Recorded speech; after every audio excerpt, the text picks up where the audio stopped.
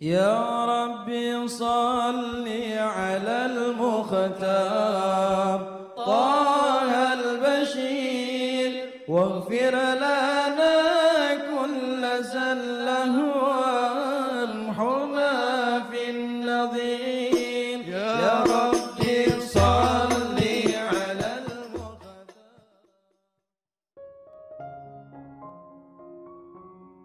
Bismillahirrahmanirrahim. Alhamdulillahirabbil alamin. Allahumma shalli wa sallim ala sayyidina Muhammadin wa ala ali sayyidina Muhammad miftahi babi rahmatillah adada ma fi ilmillah salatan wa salaman daimaini bidawami mulkillah. Allahumma shalli ala sayyidina Muhammadin salatan tunawwiru biha qalbi wa taqdili biha hajati fid dunya wal akhirah wa ala alihi wa sahbihi wa sallim. Assalamualaikum warahmatullahi wabarakatuh. Sahabat online yang dirahmati Allah, alhamdulillah kita bisa berjumpa kembali. Mudah-mudahan kita senantiasa mendapatkan taufik dan hidayah dari Allah Subhanahu wa taala. Pada pertemuan kita kali ini, mari kita ngaji bareng Habibana Novel bin Muhammad Al-Idrus tentang petunjuk Rasulullah Shallallahu Alaihi Wasallam jika hidupmu selalu dalam masalah. Indah sekali nih. Jadi kita tahu jagat raya semua ciptaan Allah. Sedikit ya, merenung. Ini menyenangkan sekali. Kemarin saya sampaikan di YouTube juga di pengajian Jumat di rumah saya di Solo, ilmu durian. Saya tuh hobi makan durian akhir-akhir ini. Dulu tuh durian tuh biasa-biasa saja. Tapi akhir-akhir ini saya jadi doyan durian. Bukan suka lagi ya, doyan durian. Hampir tiap hari saya suruhan salah satu murid saya, tolong belikan durian satu itu. Ya, tapi nggak makan sendiri. Sunnah Nabi kalau makan aja. Ya, teman-teman aja makan ya. Satu dimakan bareng-bareng kan barokah. Biar mulutnya merasakan enaknya durian. Terus alhamdulillah. Di surga itu seperti apa ya? Durian jannah. Masya Allah. Kayak apa nanti rasanya? Nah, di tengah-tengah makan seperti itu, saya teringat. Subhanallah, maha besarnya Allah Subhanahu wa ta'ala. Allah ini menurunkan manusia ke muka bumi. Maaf loh Bu, kok dari dulu tuh saya heran sama ilmuwan. Heran saja. Cari alien. Loh, aliennya itu Anda sendiri kok cari orang lain. You are the alien. Kamu nih alien. Saya nih alien. Kita nih alien. Bumi ini kan penghuni aslinya kan gajah, ya, jerapah, singa. Nggak ada gajah di surga, ada? Nggak ada. Jerapah di surga? Nggak ada kan? Riwayatnya kan begitu ya. Makanya nanti dikatakan yang masuk surga diantaranya menurut salah satu riwayat ada yang menyebutkan anjingnya Ashabul Kahfi, untanya Nabi Soleh, ya itu nanti. Tapi kalau menurut riwayat belum ketemu namanya gajah di surga itu. Kecuali kita minta, ya Allah minta gajah nanti di surga itu. Dikasih sama Allah Subhanahu wa ta'ala. Yang ada di surga Nabi Adam alaihissalam dan Siti Hawa alaihissalam. Sama Allah Subhanahu wa ta'ala, kedua-duanya diturunkan, dilandingkan ke muka bumi. Landing. Setelah itu anak cucunya ikut landing dari alam akhirat sana. Ada alam, jangan dikira alam mimpi itu ujung-ujung ada kita, enggak. Ada alamnya. Dari alam akhirat kemudian kita dilandingkan. Tapi proses landingnya pinjem perutnya ibu-ibu. Jadi pesawat antariksanya tuh perutnya ibu-ibu, nggak bisa langsung landing. Kalau lihat film-filmnya orang barat itu ya, saking pinternya yang berkhayal. Makanya kan ditaruh di tabung-tabung dulu gitu kan ya. Nanti baru dibuka, terus keluar telanjang gitu kan ya. Nah, kita kalau keluar udah pakai telanjang. Telanjang juga kan ya. Landing ke muka bumi, jadi banyak di muka bumi ini. Tapi Allah itu maha bertanggung jawab. Yang nurunkan siapa? Allah. Yang meletakkan di sini siapa? Allah. Yang ngirim ke sini siapa? Allah. Kamu minta 10 tahun, 20 tahun, kalau belum Allah kirimkan gak akan datang. Tuh ada yang sudah ke dokter sampai 200 pakar, pengen punya anak, mintanya sungguh-sungguh, tapi Allah belum kirimkan. Diiyakan sama Allah, tapi belum dikirimkan. Ya gak turun, gak ada yang lahir. Kata dokter sehat, semuanya oke. Tapi kenapa ya? Kenapa? Why? Kadang-kadang kan mertua agak gimana dia sama menantunya itu. Dan kadang-kadang kita ini juga jadi muslim dan muslimah gak jelas gitu. Suka nyindir orang. Kamu tuh gimana sih? Udah 10 tahun kok gak punya anak gitu. Masya Allah, ini kalimat bahaya nih. Ini kalimat seakan-akan yang memberi anak itu manusia, bukan Allah Subhanahu wa ta'ala. Ngeri. Mertua itu, mantu gak becus. Masya Allah, ya Allah. Ini mertua yang takut saya dengar kalimatnya itu. Udah nyakitin menantunya, itu juga nyakitin malaikat dan jagat raya. Allahnya juga marah. Emang siapa yang ngasih anak? Menantumu, anakmu? Enggak, akulah yang ngasih. Aku yang kirim. Ini ilmu makan durian panjang banget ya. Ini ilmu makan durian panjang. Subhanallah. Allah kirimkan kita ke muka bumi. Tolong dicek ya Bu, dicek. Seandainya ibu tinggal di bumi gak ngapa-ngapain lah, kelaparan gak?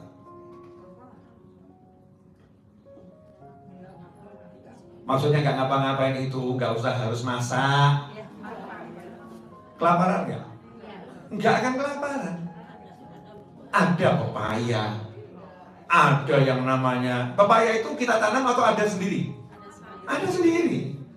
Semua udah disiapkan sama Allah Ta'ala. Pepayanya, duriannya, apalagi mangganya, apelnya, pisangnya, dan aneka ragam buah-buahan sudah Allah siapkan, siap makan. Emang kita panasin? Gak masak belum ini? Enggak. Terutip, tinggal ambil makan. Dan gak usah ditanam. Makan durian, makan durian. Durian satu dibelah. Di dalamnya ada berapa durian? Calon durian. 1, 2, 3, 4, 5. Masya Allah, lebih dari 10. Satu buah calonnya lebih dari 10. Gak usah ditanam, main ilmu lempar. Asal bumi ini gak kita rusak ya, lemparkan aja.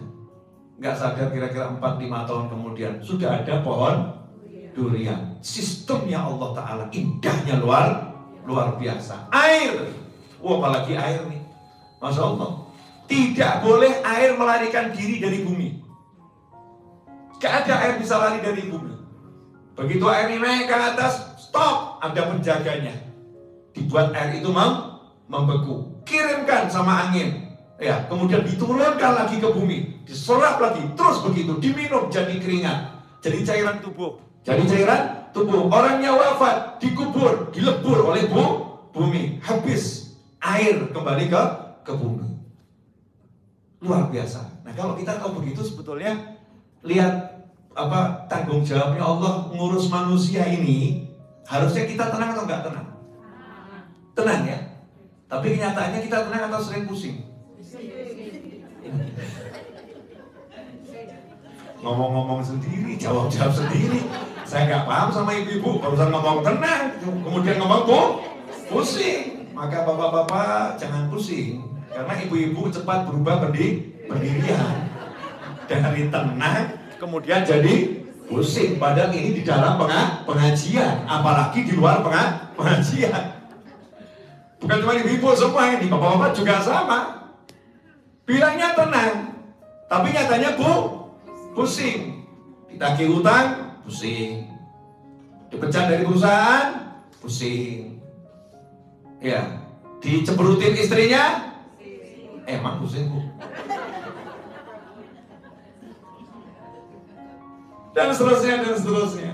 Kenapa terjadi pusing tadi? Karena belum sadar kalau Tuhan hanya Allah. Kalau Tuhannya Allah sadar betul gak akan pusing. Nanya aja sama Allah. Enak kan ya? Nanya sama Allah. Ya Allah, gak punya duit. Loh, boleh nggak ngomong gitu? Boleh. Dan harus. Jangan ngomong sama suami, marah dia nanti. Kalau istri ngomong sama suami, yang nggak punya duit melulu. Ngomong selain duit. Udah tahu suami nggak punya duit, ngomong duit. Tapi nggak ngomong suaminya, ngebatin di hati. Istri model begini, kapan sadarnya? Yang repot kalau sama-sama ngebatin, istri ngebatin. Nggak punya duit, suami nggak pengertian. Ya, suaminya juga, ini wajah nggak pernah senyum, mikir duit melulu. Masya Allah. Ini kalau begitu repot. Tapi kalau ngomong sama Allah, Allahnya senang. Bukan berkeluh kesah ya. Kalau berkeluh kesah Allah nggak senang. Tapi minta, ud'uni astajib lakum. Ngomong sama Allah, Allahumma nggak punya duit ya Allah, please, gak usah banyak-banyak ya Allah, 2M saja. Lagi ngomong gitu, suaminya di sampingnya, ngelamun ya bu. Oh, nggak minta sama kamu aja kok repot, minta sama Allah. Aku kan nggak minta sama kamu, aku lagi minta sama Allah, ya nyindir kamu. Nah, kalau kita ngomong ke Allah, Allah akan ngomong sama kita, mau duit? Mau ya Allah. Tanya sama utusanku, aku udah kirim utusan, jelasin itu semua caranya. Aku udah kirim utusan, jelasin semua caranya. Siapa utusannya Allah untuk seluruh jagat raya, terkhusus untuk kita di akhir zaman, baginda Muhammad Sallallahu Alaihi Wasallam. Ya, salah satu petunjuk Nabi Muhammad SAW adalah wahyunya Allah dalam Al-Quran. Allah ngirim petunjuk langsung, ucapannya Allah sendiri lewat Nabi Muhammad SAW. Kalau nggak lewat Nabi, nggak akan nyampe sama kita. Kalau nggak disampaikan sama Nabi, nggak akan sampai sama kita. Itulah salah satu kebesaran utusannya Allah, yaitu baginda Muhammad SAW. Makanya jangan sok langsung ke Allah. Sama Allah, kalau kamu nggak lewat dia, aku nggak terima. Kalau engkau nggak lewat beliau, aku nggak akan terima. Makanya kita harus selalu kembali kepada Nabi Muhammad SAW dalam rangka kembali kepada Allah. Jalannya begitu. Itu yang namanya ke Allah. Makanya tidak pernah dipisahkan. Ya, beriman kepada Allah dan Rasulnya selalu. Beriman kepada Allah dan Rasulnya, nggak berhenti dan beriman kepada Allah saja, enggak. Allah dan Rasulnya, Allah dan Rasulnya, nggak Allah sendiri, Rasulnya sendiri. Allah nggak mau Rasulnya dipisahkan dari Allah Ta'ala. Jadi kalau kita pengen sukses, tanya pada Nabi Muhammad SAW. Jadi kita nggak akan sampai kepada Allah kecuali lewat Nabi Muhammad SAW. Harus lewat Rasulullah. Maka kita nanya sama Rasulullah, ya Rasulullah, SAW, saya ini nggak punya duit, gimana caranya? Rasulullah udah dikasih Allah wahyu, namanya wahyu itu Al-Quran. Nah, kita jangan baca Al-Quran tanpa lewat Nabi Muhammad SAW, karena Al-Quran itu turunnya pada Nabi Muhammad SAW. Jadi kita jangan cuma buka terjemahan terus diamalin. Masya Allah, itu tersesat sampai kesesatan yang sesat. Kalau baca Al-Quran terjemahan langsung diamalin begitu saja, ngeri. Ngeri pol gitu. Ya, saya bisa buktikan nanti kalau baca terjemahan. Maka terjemahan Al-Quran itu bukan Al-Quran. Terjemahan Al-Quran bukan Al-Quran. Ya, terjemahan Al-Quran, Al-Quran yang berbahasa Arab itu Al-Quran. Untuk memahaminya, tanya sama Nabi Muhammad SAW. Untuk memahaminya, tanya sama Nabi Muhammad SAW. Jangan mikir sendiri.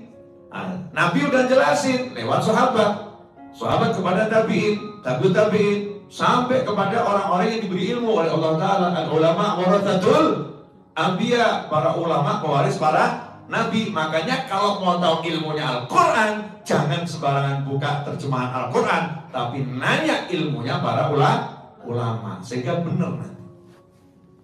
Jadi kurang lebih seperti itu. Nah, nanya sama Rasulullah SAW, dijawab sama Rasulullah SAW. Ya, wa'mur ahlaka bis-shalah, perintahkan keluargamu sholat, wastabir 'alaiha, dan bersabarlah dalam melaksanakan sholat. La nas'aluka rizqa, kami nggak minta rezeki sama kamu. Artinya Allah berkata pada Nabi Muhammad SAW, aku tidak suruh kamu menjamin rezeki makhlukku. Itu mana? tidak minta rezeki darimu. Sejak kapan Allah minta rezeki dari Nabi Muhammad SAW? Maksud ayat itu adalah aku tidak meminta kamu bertanggung jawab ngurusin rezeki makhlukku, tapi aku yang bertanggung jawab ngurusin rezeki makhlukku. Nah, kami yang beri kamu rezeki, kami yang beri kamu rezeki. Di ayat itu ada janji dari Allah Ta'ala, kalau kita itu betul-betul beresin sholat, Allah akan beresin rezeki kita lahiriah batiniyah. Makanya dalam Islam itu pelajaran pertama dalam kehidupan sholat, bukan yang lain. Nanya ya Bu, biasanya kalau bayi lahir, oe, pertama kali diapain? Kedua kali, iqomah. Telinga kanan adzan, telinga kiri, iqomah. Maksudnya apa sih? Pelajaran pertama dalam kehidupan, nak, kamu harus tahu panggilan sholat, waktunya sholat. Karena sholat harus di waktunya. Maka kamu harus tahu, nih, Allahu Akbar, panggilan sholat. Kalau iqomah itu bangun untuk menunaikan sholat. Jadi, langsung diajarin sholat. Seharusnya dilanjutkan hari berikutnya. Hari berikutnya TikTok yang diajarkan.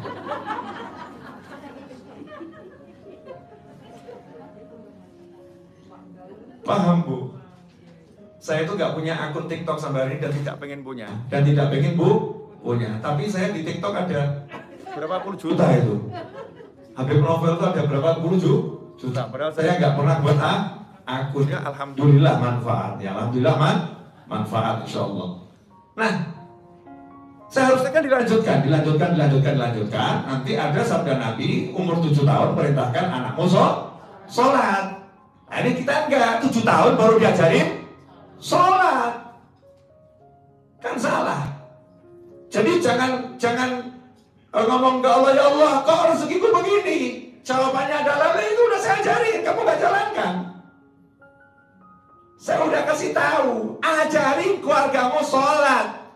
Suami, ajarin istrimu sholat, ajarin. Kalau kamu nggak mampu ngajarin sholat, panggilkan ustadz untuk ngajarin, ustazah. Kalau nggak mampu, ajak istrimu ke pengajian, tolong ajarin istri saya sholat. Jadi kalau namanya nyuruh sholat umur 7 tahun, berarti umur 7 tahun anaknya sudah tahu yang namanya wudhu. Kalau tahu wudhu, berarti tahu syarat sahnya wudhu, tahu yang membatalkan wudhu, tahu rukunnya wudhu, tahu sunnahnya wudhu, tahu makruhnya wudhu.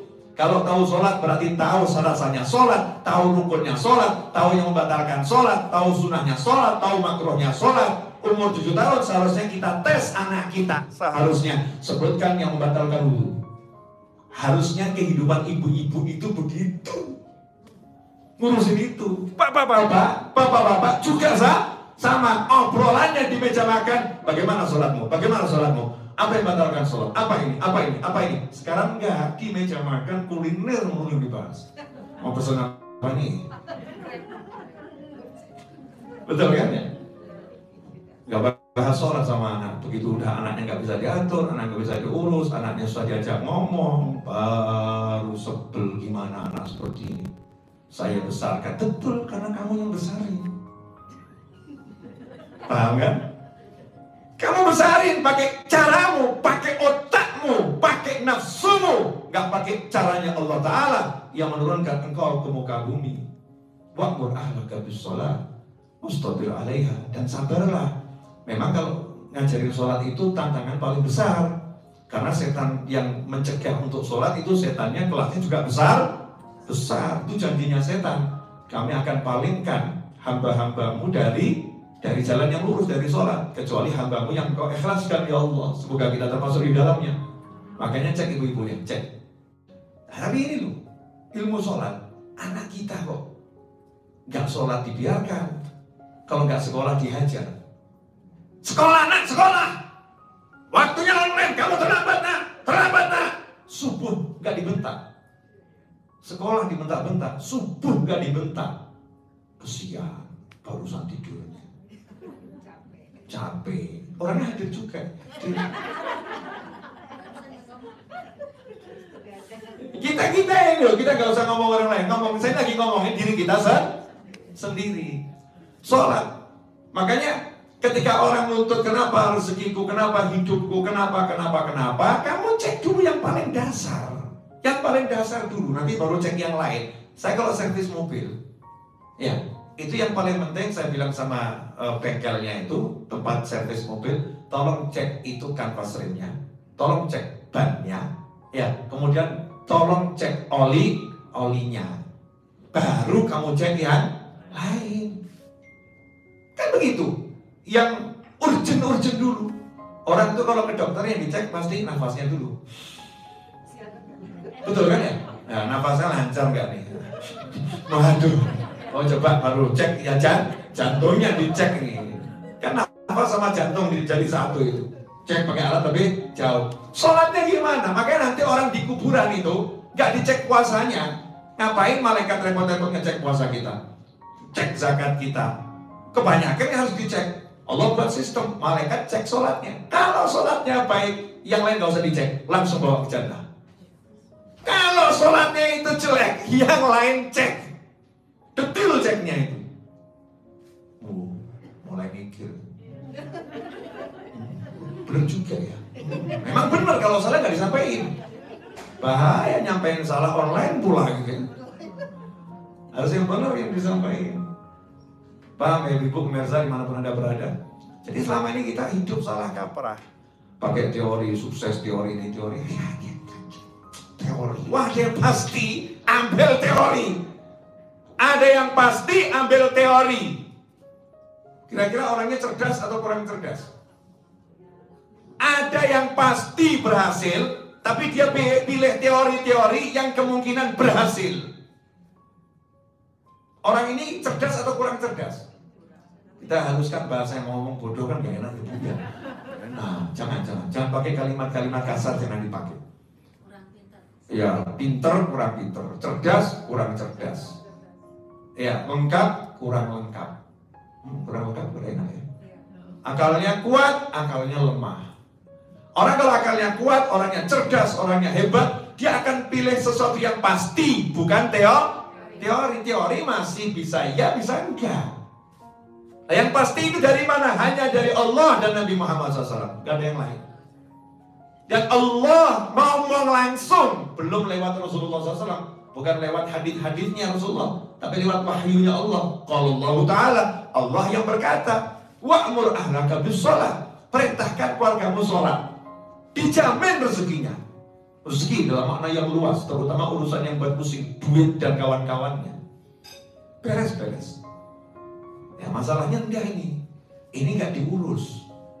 Wah, ketika ini enggak diurus ya mulai dikerjain sama Allah Ta'ala. Suaminya dibuat ganyang tau ganyang. Nah, ini bahasa Solo, Jawa.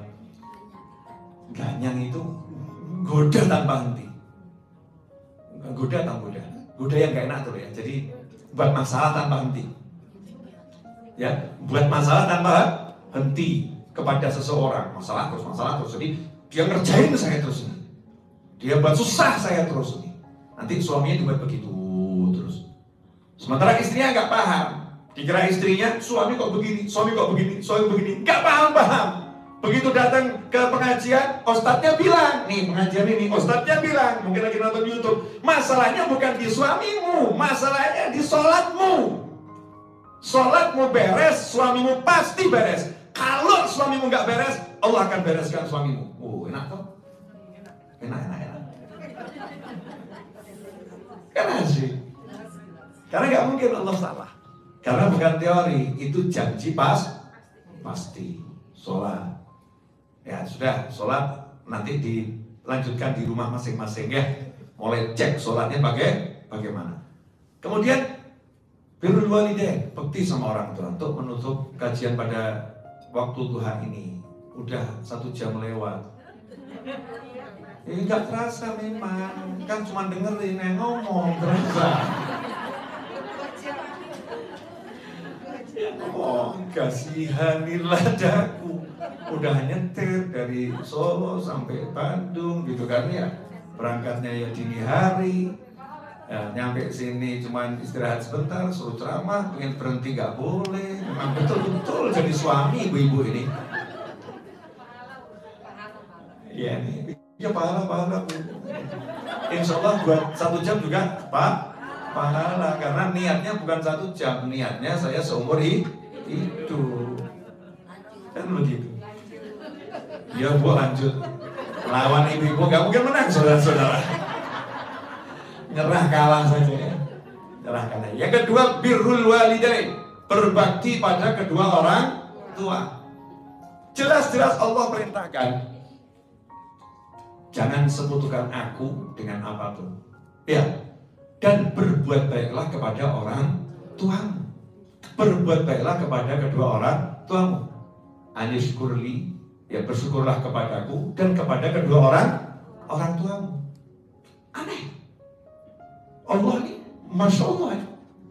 Kan sepertinya cuma ngomong, syukur sama aku ya, gak usah ngurusin yang lain. Syukur sama aku, terima kasih sama aku, gak usah ngurusin yang lain. Mestinya kan gitu. Tapi Allah gak gitu. Syukur sama aku dan kedua orang tuamu. Terima kasih padaku dan terima kasih kepada orang tuamu.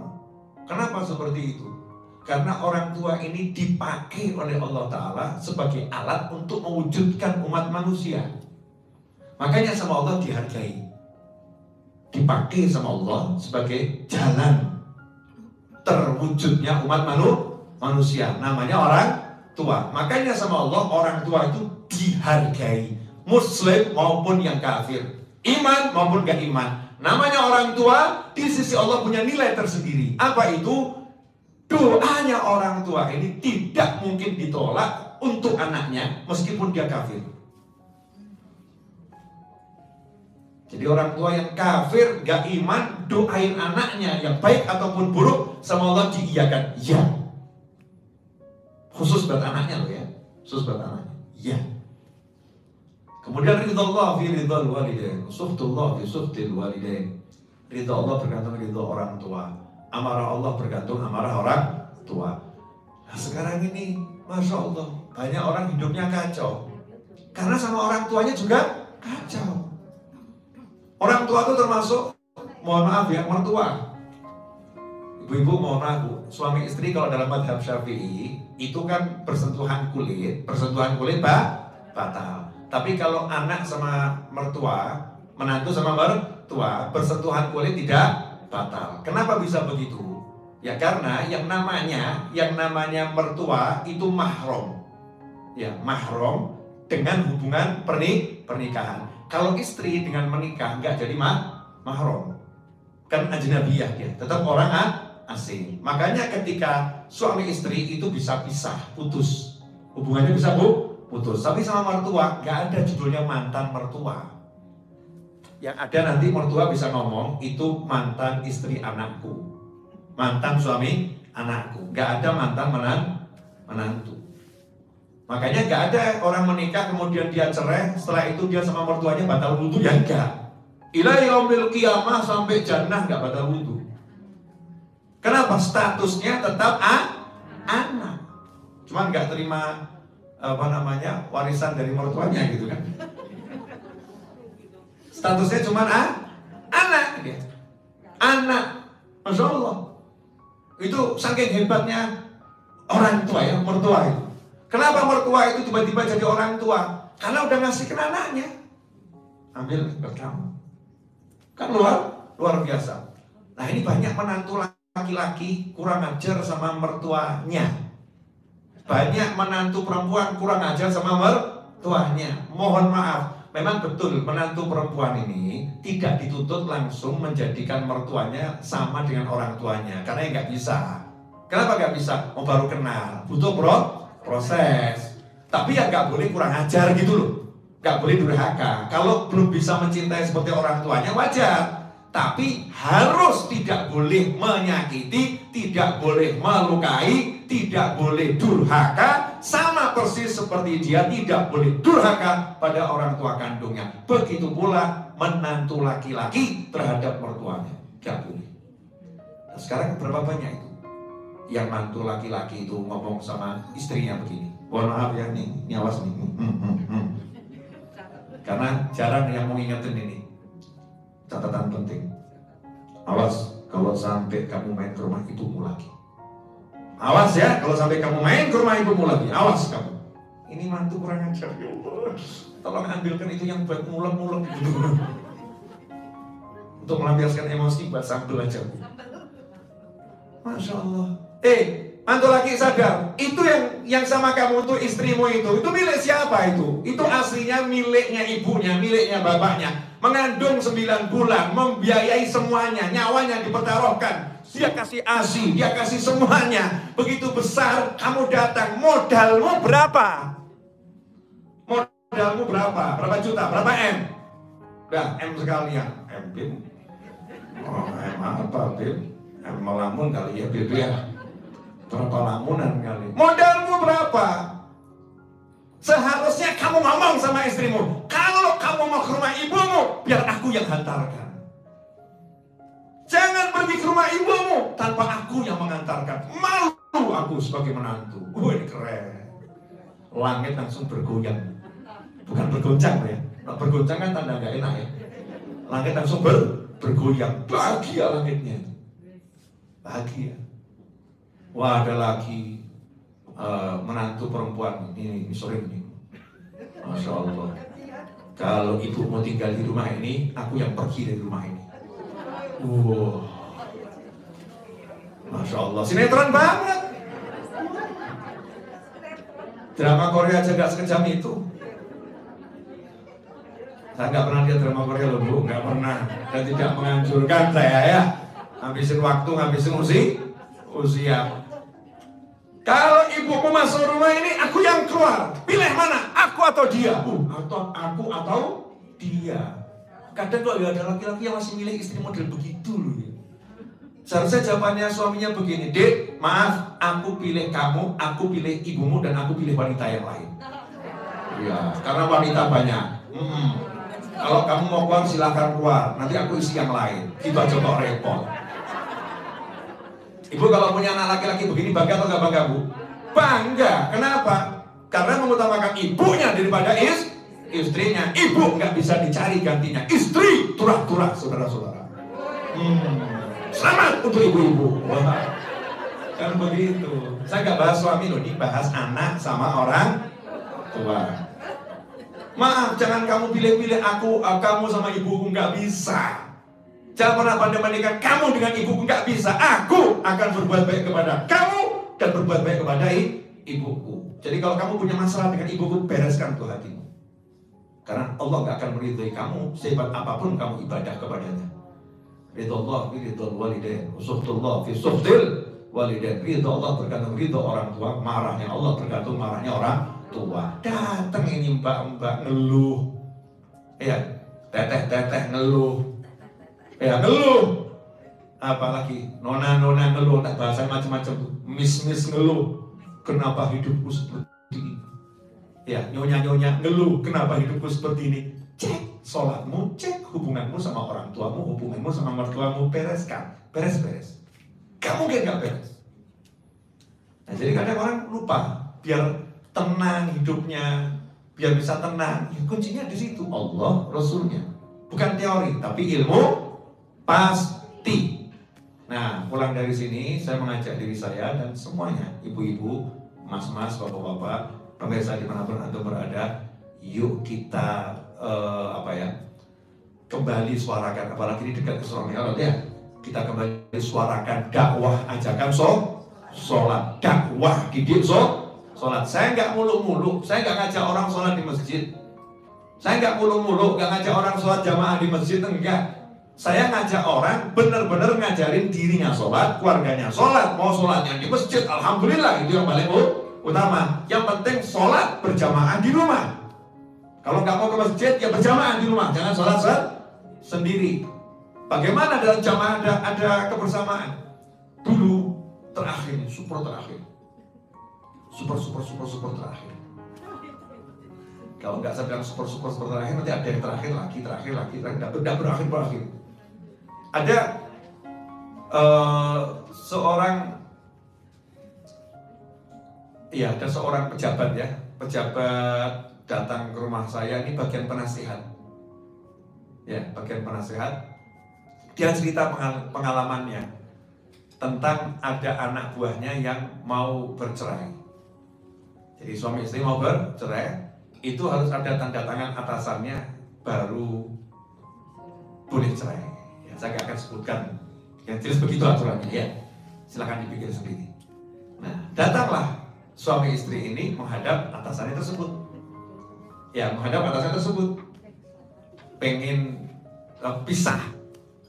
Kata atasannya, minggu depan akan saya tanda tangani dengan satu syarat. Siap, apa syaratnya? Syaratnya kalian berdua selama sepekan ini sholat berjamaah. Suami istri. Pernah nggak? Nggak pernah. Ya udah, mulai hari ini kalian berdua sholat berjamaah. Nanti minggu depan datang ke sini. Wah, kata anak buahnya kan ya, wah mudah banget nih komandan nih. Ya, atasan ini mudah banget. Syaratnya nggak repot. Sholat berjamaah. Kalau zuhur kan ya nggak ada suaranya. Asar nggak ada suaranya. Begitu maghrib, waladdallin. Masa istri nggak amin? Masa nggak amin? Amin nggak kira-kira? Amin. Begitu subuh, Allahumma hdina fiman hadait. Masa istri diem aja? Amin. Habis sholat, suaminya angkat tangan. Rabbana. Dia bisa seminim-minimnya doa. Rabbighfirli wali walidayya. Istrinya, amin. Rabbana atina. Istrinya, amin. Seminggu kemudian datang. Komandannya mana? Suratnya saya tanya. Udah nggak jadi. Gagal, batal cerai. Kenapa? Ternyata setelah sholat berjamaah kami jadi romantis. Kami jadi saling mengerti, saling memahami dan menyayangi. Masya Allah. Ini baru sholat berjamaahnya. Apalagi kalau sholat berjamaahnya betul dan ke masjid. Masya Allah.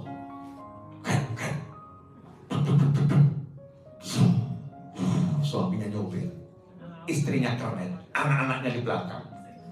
Turun berangkat ke masjid barengan. Selesai ngopi bareng. Asik gitu. Habis sholat terus kuliner. Hidup yang indahnya luar biasa. Sekarang dibalik, kuliner terus numpang sholat. Bukan sholat terus numpang kuliner. Sekarang tujuan utama kuliner terus numpang sholat. Iya kita, saya lagi ngomongin diri kita sendiri, gak ngomongin orang lain. Makanya ya makjub banget. Ibu kan terasa makjub gitu, iya ya, gue banget itu. Kita ini pelaku kok, gak usah nyalahin orang lain. Mari kita bareng-bareng perbaiki. Ya, gimana caranya bisa menjadikan sholat itu hidup. Saya selalu nasihatin anak saya begini. Yang paling penting dalam hidupmu cuma satu, gak ada yang lain. Bukan cari duit, bukan apapun, sholat. Kamu mau jadi apapun, bapakmu gak bakal bangga sama kamu. Tapi kalau sholatmu hebat, baru bapakmu bangga. Nah, saya gak menuntut anak saya jadi insinyur. Wah, ngapain? Biar menuntut anak berat-berat. Enggak muluk-muluk saya. Anak saya jadi ustadz dengan jamaah ribuan. Enggak. Ustadz dengan jamaah jutaan. Enggak. Saya cuma nuntut satu, sholatmu benar. Selesai. Kenapa? Nah, Allah saja nuntutnya cuma satu kok. Nanti di kuburan tanya, sholatnya benar, yang lain beres. Masa saya nggak percaya kalau sholatnya benar, yang lain beres? Kalau sholatnya benar, pasti urusan anak saya yang lain dibereskan oleh Allah Subhanahu wa Ta'ala. Kalau suami ibu-ibu benar sholatnya, pasti semua urusannya dibereskan oleh Allah Ta'ala.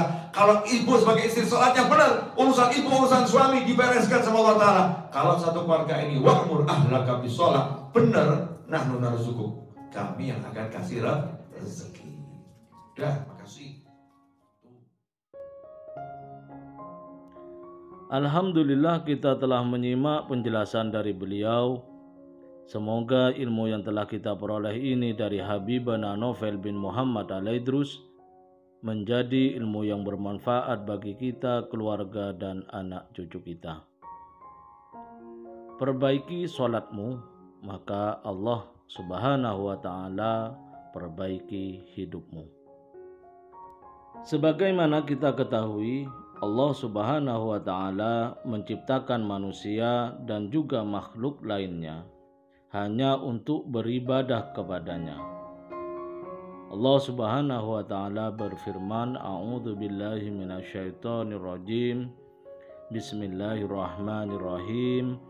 Wa ma khalaqtul jinna wal insa illa liya'budun. Dan aku tidak menciptakan jin dan manusia melainkan agar mereka beribadah kepadaku. Salat mempunyai peran yang besar dalam kehidupan kita. Jika salat kita baik, insya Allah kehidupan kita juga akan baik. Salat adalah salah satu bentuk ketakwaan kita kepada Allah Subhanahu wa Ta'ala, dan salat adalah barometer ibadah kita. Ibadah seorang hamba yang akan dihisab pertama kali di akhirat kelak. Jika salatnya dinilai baik, maka baik pula seluruh amalnya. Begitu pula sebaliknya. Allah Subhanahu wa Ta'ala berfirman, barang siapa yang bertakwa kepada Allah Subhanahu wa Ta'ala, niscaya Allah Subhanahu wa Ta'ala akan memberikan jalan keluar atas segala urusannya dan memberinya rezeki dari arah yang tiada disangka-sangkanya. Barang siapa yang bertawakal kepada Allah Subhanahu wa Ta'ala, niscaya Allah akan mencukupkan keperluannya. Dengan sholat yang baik dan benar, Allah Subhanahu wa Ta'ala akan menghindarkan kita dari perbuatan mungkar dan keji, menenteramkan jiwa kita, menghapus kesalahan-kesalahan kita, menolong keseharian kita, dan menjadikan kita termasuk orang-orang yang beruntung. Jika kita merasa hidup tidak baik, maka ketahuilah sesungguhnya salat kita belum baik. Wallahu a'lam bishawab. Semoga barokah dan manfaat. Assalamualaikum warahmatullahi wabarakatuh.